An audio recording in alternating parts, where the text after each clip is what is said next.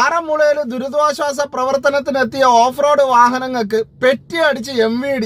കഴുത്തറ്റം വെള്ളത്തിൽ മുങ്ങിക്കിടക്കുന്ന ജനങ്ങളെ രക്ഷിക്കാൻ എത്തിയവരെ പെറ്റിയടിച്ചിട്ടുണ്ടെങ്കിൽ തെണ്ടിത്തരം എന്നേ പറയാനുള്ളൂ.